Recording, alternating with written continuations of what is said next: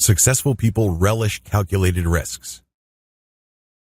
One of the most interesting finance shows I watch features interviews with financial managers.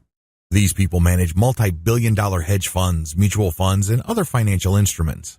One particular fund manager blew my mind. The interviewer asked him, "What do you do to avoid risk?"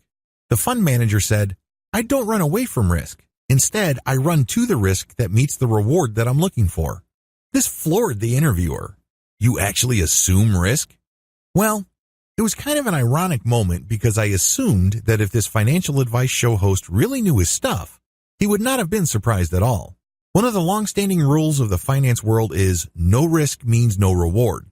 Put in another way, if you are looking for a high reward, you have to take on a lot of risk.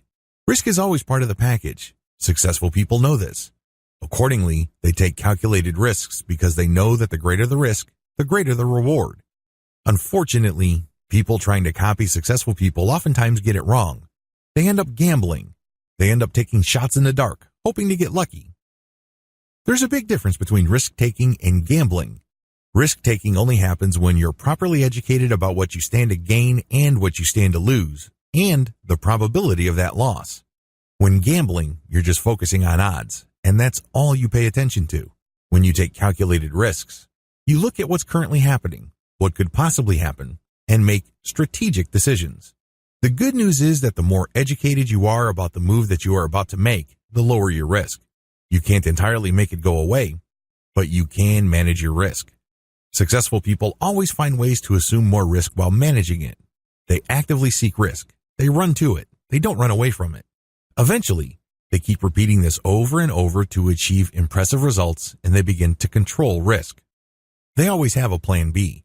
Maybe this takes the form of insurance. Maybe they hedge their bets, buying different types of companies in different industries, or they buy different asset classes.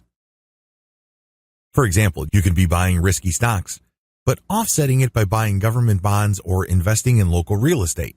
In the same portfolio, if they're buying stocks, they would buy blue chip, stable stocks, and balance it out with more aggressive tech stocks. Regardless, successful people relish calculated risks. Risks do not stop them in their tracks. Instead, they seek calculated risks.